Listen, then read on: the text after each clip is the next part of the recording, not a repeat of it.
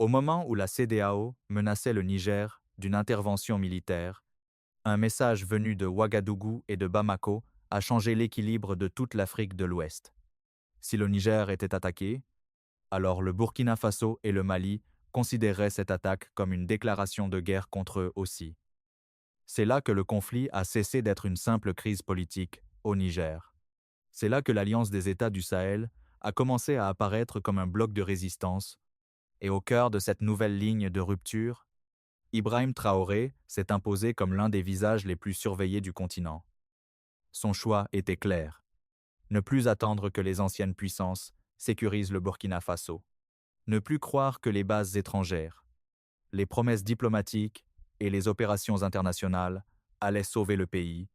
Pour lui, la survie du Burkina Faso devait passer par une reprise directe du contrôle politique, militaire et symbolique. Mais cette décision a immédiatement provoqué une réaction en chaîne. Les puissances occidentales ont vu dans cette position un danger stratégique. La CEDEAO a intensifié la pression. Les gouvernements voisins, notamment ceux alignés sur l'ancien ordre régional, ont été poussés à isoler les trois pays sahéliens. Des accès économiques ont été coupés. Les menaces se sont multipliées.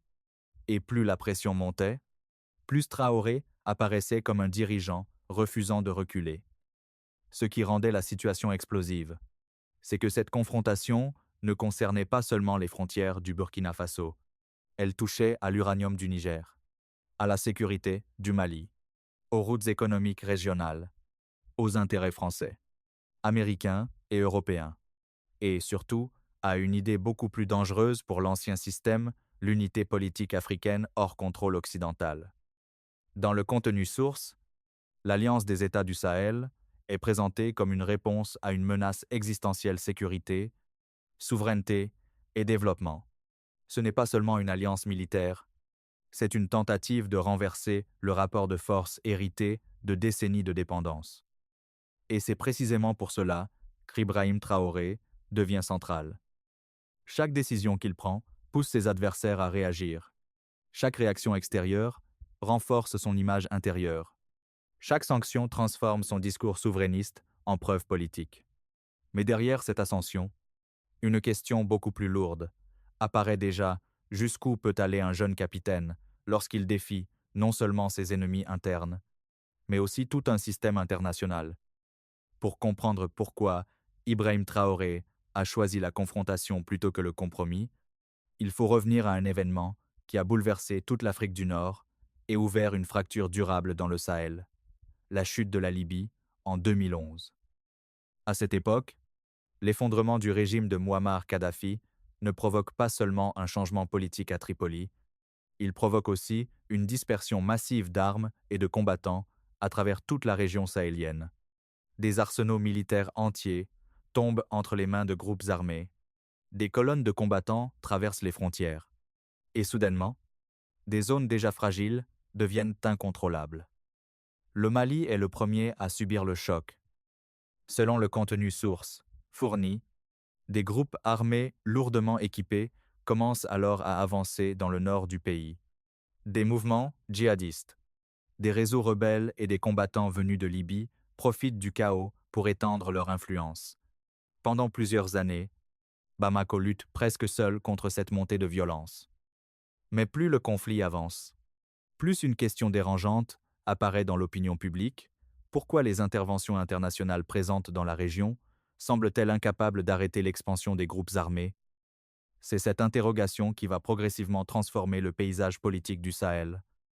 Au Mali, une partie de l'armée accuse les autorités civiles d'être devenues dépendantes des partenaires étrangers sans réussir à protéger la population. La colère monte dans les casernes. Puis arrive un jeune officier, Assimi Goïta. Quand il prend le pouvoir en 2020, beaucoup pensent qu'il s'agit d'un coup d'État classique de plus dans l'histoire africaine. Mais rapidement, quelque chose de différent apparaît. Goïta ne cherche pas seulement à contrôler Bamako. Il commence à remettre en cause les accords militaires, l'influence française et la logique sécuritaire imposée depuis des années dans le Sahel. Et ce changement est observé de très près au Burkina Faso. À Ouagadougou, la situation devient catastrophique. les attaques terroristes se multiplient. Des régions entières échappent au contrôle de l'État. La population perd confiance dans les autorités. Dans les rues, une partie des citoyens commence à regarder vers le Mali avec une idée de plus en plus claire: si Bamako peut défier l'ancien système, alors pourquoi pas le Burkina Faso? C'est dans ce climat qu'émerge Ibrahim Traoré. Jeune capitaine, peu connu du grand public au départ, il apparaît progressivement comme l'un des officiers les plus critiques envers la gestion sécuritaire du pays. Pour lui, le problème ne vient pas seulement des groupes armés. Le problème vient aussi du modèle politique qui a laissé le Burkina Faso dépendre d'alliances extérieures sans jamais obtenir de résultats décisifs. Quand Traoré prend finalement le pouvoir en 2022, il hérite d'un pays sous pression totale. Mais au lieu d'adopter une ligne prudente, il accélère immédiatement. Rapprochement avec le Mali, discours souverainiste, réorganisation militaire, mobilisation populaire. Chaque mouvement envoie un message clair: le Burkina Faso ne veut plus fonctionner selon les anciennes règles régionales. Et c'est précisément ce qui commence à inquiéter les puissances étrangères. Car, pendant des décennies, l'équilibre régional reposait sur une architecture politique très précise: coopération militaire occidentale, dépendance économique, influence diplomatique et contrôle des ressources stratégiques. Or, avec l'arrivée de Traoré, cet équilibre commence à se fissurer. Puis, survient le coup d'État au Niger en 2023. Cette fois, la peur gagne les capitales occidentales. 3 gouvernements militaires contrôlent désormais le cœur du Sahel. 3 dirigeants refusent ouvertement les pressions extérieures. Et surtout, les 3 pays commencent à parler d'intégration stratégique. La réaction est immédiate. Sanctions économiques, menaces militaires, pression diplomatique. Certains gouvernements africains alignés sur la CEDEAO sont poussés à isoler les nouveaux régimes sahéliens, mais au lieu de diviser le Mali, le Burkina Faso et le Niger, cette pression produit l'effet inverse. Elle accélère leur rapprochement. L'Alliance des États du Sahel naît alors officiellement comme un pacte de défense mutuelle, mais derrière la coopération militaire, un projet beaucoup plus ambitieux commence à prendre forme: créer un bloc africain capable de résister collectivement aux pressions extérieures. Et dans cette nouvelle architecture politique, Ibrahim Traoré devient progressivement plus qu'un chef d'État militaire. Il devient un symbole de rupture, un symbole de défi, et peut être, pour une partie de la jeunesse africaine, le symbole d'une revanche historique contre des décennies d'humiliation politique. Mais plus cette image grandit, plus ses ennemis deviennent nombreux. Et bientôt, la confrontation va entrer dans une phase beaucoup plus dangereuse. À mesure qu'Ibrahim Traoré consolidait son pouvoir au Burkina Faso, le climat régional devenait de plus en plus explosif. Ce qui inquiétait désormais les puissances étrangères n'était plus seulement l'existence de 3 régimes militaires dans le Sahel. Le véritable danger venait du fait que ces 3 gouvernements commençaient à transformer leur coopération en front politique commun. Et cette dynamique menaçait directement l'ancien équilibre régional. Après le coup d'État au Niger, la CEDEAO hausse brutalement le ton. Plusieurs dirigeants africains, proches des intérêts occidentaux, réclament des sanctions sévères contre Niamey. Des discussions autour d'une possible intervention militaire commencent même à circuler. Pour beaucoup d'observateurs, l'objectif est clair: empêcher l'effet domino de continuer dans la région. Mais la réaction du Burkina Faso et du Mali surprend immédiatement. Les 2 gouvernements annoncent publiquement qu'une attaque contre le Niger serait considérée comme une attaque contre eux-mêmes. Cette déclaration change complètement la situation.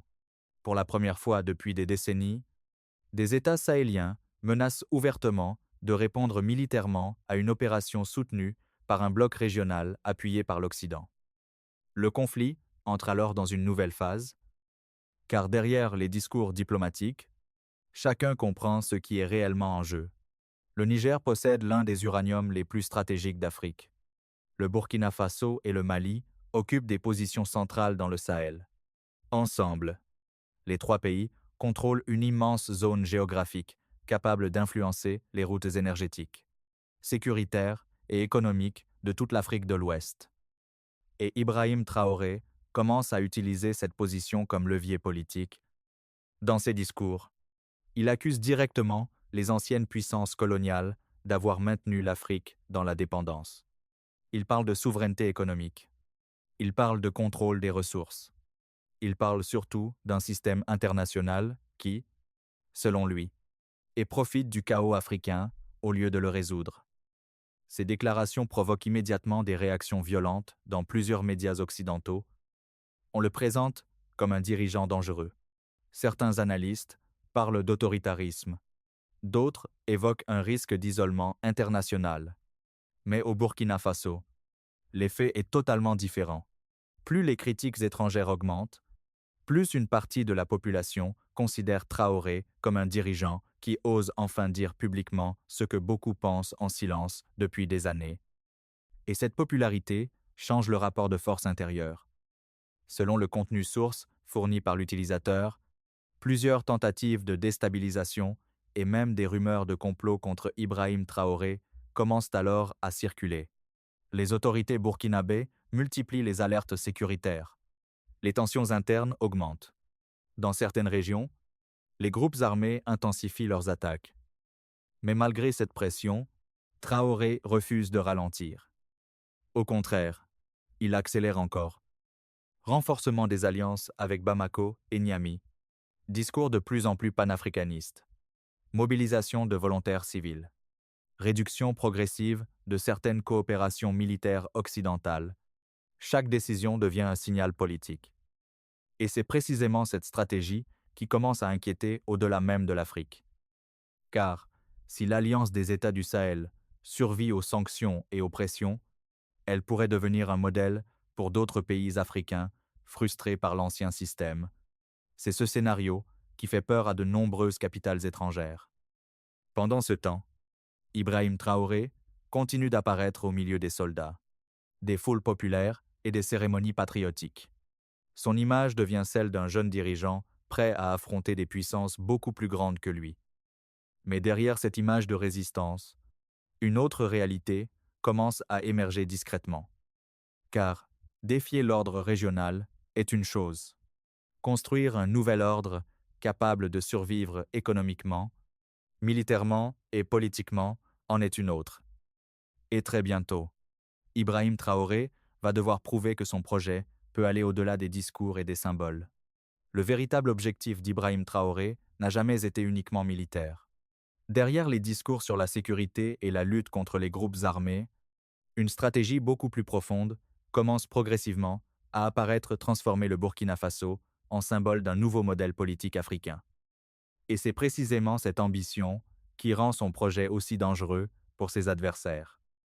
Car depuis des décennies, de nombreux dirigeants africains ont tenté de négocier avec les grandes puissances, tout en restant intégrés au système international existant. Traoré, lui, adopte une logique différente. Il cherche à construire une légitimité directement auprès des populations africaines, avant même de chercher l'approbation extérieure. Cette différence change tout. Au lieu de présenter son gouvernement comme un simple régime militaire de transition, il construit progressivement une narration politique beaucoup plus large. Dans cette narration, le Burkina Faso n'est plus un État faible cherchant l'aide de partenaires étrangers. Il devient un pays en résistance contre un ordre considéré comme injuste et néocolonial. Et cette stratégie fonctionne particulièrement auprès de la jeunesse. Dans plusieurs pays africains, des images d'Ibrahim Traoré circulent massivement sur les réseaux sociaux. Certains le comparent déjà à Thomas Sankara. D'autres voient en lui l'incarnation d'une génération prête à rompre avec les anciennes dépendances politiques et économiques. Mais cette popularité n'est pas le fruit du hasard. Traoré comprend parfaitement la puissance du symbole. Il apparaît régulièrement en uniforme militaire. Il insiste sur les notions de dignité, de souveraineté et de sacrifice national. Il parle directement aux populations plutôt qu'aux institutions internationales. Chaque apparition. Et derrière cette communication, plusieurs décisions stratégiques commencent à dessiner un nouveau rapport de force. D'abord, l'Alliance des États du Sahel cesse progressivement d'être une simple coopération sécuritaire. Les discussions autour d'une intégration économique, monétaire et diplomatique deviennent de plus en plus sérieuses. Les trois pays cherchent à réduire leur dépendance aux structures régionales dominées par leurs adversaires politiques. Ensuite, Traoré comprend qu'il ne peut pas survivre seul. C'est pourquoi il renforce constamment le lien avec le Mali et le Niger. Chacun des trois régimes apporte quelque chose à l'autre: profondeur territoriale, soutien militaire, ressources stratégiques ou poids politique régional. Ensemble, ils essaient de construire un bloc capable de résister collectivement aux sanctions et aux pressions internationales. Mais cette stratégie comporte un risque immense. Plus l'Alliance du Sahel gagne en cohésion, plus elle attire l'attention des grandes puissances. Et selon le contenu source fourni par l'utilisateur, plusieurs acteurs occidentaux voient désormais le panafricanisme comme une menace directe contre leur influence historique dans la région. C'est ici que la bataille devient idéologique. Car Ibrahim Traoré ne se contente plus de parler du Burkina Faso, il parle de toute l'Afrique. Il présente les difficultés du Sahel comme la conséquence d'un système international déséquilibré. Il accuse les anciennes puissances de profiter des ressources africaines tout en laissant le continent dépendant et instable. Ce discours donne une cohérence politique à son combat. Et plus il avance, plus ses adversaires comprennent que le danger principal n'est peut-être pas militaire. Le véritable danger, c'est l'inspiration que son modèle peut produire ailleurs. Car si d'autres populations africaines commencent à croire qu'il est possible de résister aux pressions extérieures, alors l'ensemble de l'architecture politique héritée de la période postcoloniale pourrait commencer à vaciller. C'est pourquoi la guerre autour d'Ibrahim Traoré se joue aussi dans l'information.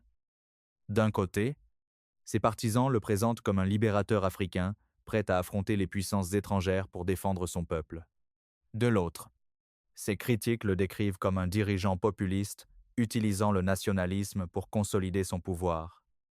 Mais quelle que soit l'interprétation, un fait devient impossible à ignorer. Ibrahim Traoré a déjà dépassé le cadre du Burkina Faso. Il est devenu un acteur géopolitique régional. Et maintenant, une question beaucoup plus difficile commence à émerger: cette révolution sahélienne peut-elle réellement survivre aux pressions économiques, militaires et diplomatiques qui s'accumulent autour d'elle? Parce qu'à mesure que le symbole grandit, les coûts de la confrontation deviennent eux aussi de plus en plus élevés. À mesure que l'Alliance des États du Sahel consolidait sa position, une réalité devenait de plus en plus évidente. Le conflit autour d'Ibrahim Traoré ne concernait plus seulement le Burkina Faso. Ce qui se jouait désormais dépassait largement les frontières du Sahel. Car derrière les discours sur la démocratie, la sécurité ou les transitions politiques, une bataille beaucoup plus stratégique était en train d'émerger: la bataille du contrôle futur de l'Afrique.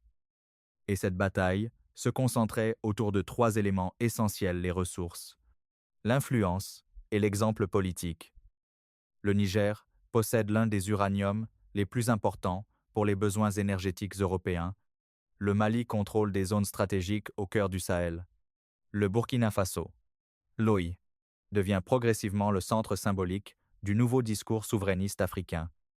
Et Ibrahim Traoré comprend parfaitement cette dimension. C'est pourquoi il insiste constamment sur la souveraineté économique. Pour lui, la sécurité militaire ne suffit pas. Un pays ne peut pas être réellement libre si ses ressources, son système financier ou ses décisions stratégiques restent dépendants d'intérêts extérieurs. Cette idée devient le cœur de son projet politique. Dans plusieurs interventions publiques, il appelle les Africains à croire de nouveau en leur propre capacité à construire leurs États sans attendre la validation étrangère. Et ce discours touche particulièrement une jeunesse africaine frustrée par le chômage, la pauvreté et l'impression que les richesses du continent profitent davantage aux puissances étrangères qu'aux populations locales. Mais plus cette dynamique progresse, plus les tensions internationales augmentent. Les sanctions économiques commencent à produire des effets, les difficultés logistiques se multiplient, les relations avec certains voisins deviennent plus compliquées. Et surtout, les groupes armés continuent d'exister malgré les changements politiques, C'est là que le défi devient immense pour Ibrahim Traoré. Parce qu'un symbole peut mobiliser une population pendant un certain temps, mais, à long terme, les populations attendent des résultats concrets, sécurité et stabilité économique, infrastructure, emploi, services publics. Et ses adversaires le savent parfaitement. C'est pourquoi beaucoup d'entre eux misent désormais sur l'usure. L'idée est simple, laisser les difficultés économiques affaiblir progressivement les gouvernements sahéliens jusqu'à ce que les populations commencent à douter de leurs dirigeants. Mais jusqu'à présent, cette stratégie produit un effet partiellement inverse. Plus les pressions extérieures augmentent, plus une partie de l'opinion publique africaine considère que les dirigeants sahéliens sont punis précisément parce qu'ils essaient de sortir du système traditionnel de dépendance. Cette perception renforce encore l'image d'Ibrahim Traoré. Dans plusieurs pays africains, des manifestations de soutien apparaissent. Sur les réseaux sociaux, son nom devient associé à la résistance africaine moderne. Certains militants panafricanistes le présentent déjà comme l'héritier politique de Thomas Sankara, et cette comparaison change énormément de choses. Parce que Thomas Sankara reste l'une des figures les plus puissantes de l'imaginaire politique africain, associer Ibrahim Traoré à cet héritage lui donne une dimension historique beaucoup plus forte que celle d'un simple chef militaire de transition.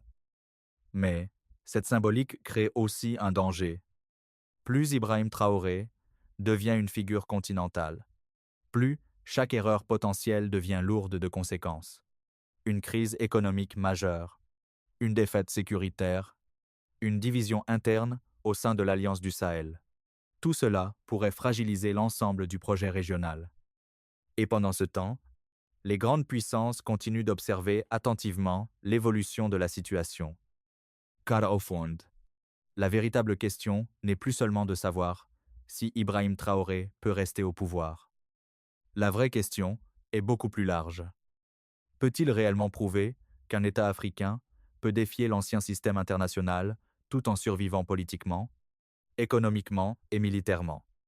Selon le contenu source fourni, c'est précisément cette possibilité qui inquiète plusieurs acteurs internationaux, parce que si le modèle sahélien survit, alors d'autres pays africains pourraient être tentés de suivre la même voie. Et dans ce cas, le Sahel ne serait plus seulement une région en crise. Il deviendrait le point de départ d'un basculement géopolitique beaucoup plus profond. Mais avant qu'un tel scénario puisse se réaliser, Ibrahim Traoré devra encore traverser l'épreuve la plus difficile, transformer une révolution politique en système durable, capable de résister au temps, aux ennemis extérieurs et aux fractures internes. Aujourd'hui, Ibrahim Traoré se trouve à un carrefour historique extrêmement dangereux. Plus il avance dans sa rupture avec l'ancien système, plus les attentes autour de lui deviennent immenses. Pour ses partisans, il représente l'espoir d'une Afrique capable de reprendre le contrôle de ses ressources, de sa sécurité et de sa souveraineté politique. Pour ses adversaires, il représente au contraire une menace capable de déstabiliser tout l'équilibre régional construit depuis des décennies. Et c'est précisément cette contradiction qui fait de lui une figure aussi explosive. Car rarement un dirigeant africain aussi jeune aura concentré autant d'attention internationale en si peu de temps. Chaque décision prise à Ouagadougou est désormais observée à Paris, Washington, Bruxelles et dans plusieurs capitales africaines. Chaque discours est analysé. Chaque alliance est surveillée. Mais malgré cette pression, Ibrahim Traoré continue d'envoyer le même message. Le Burkina Faso ne reculera pas.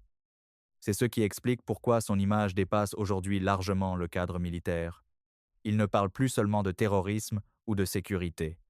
Il parle de dignité africaine. Il parle de contrôle économique. Il parle d'indépendance politique réelle.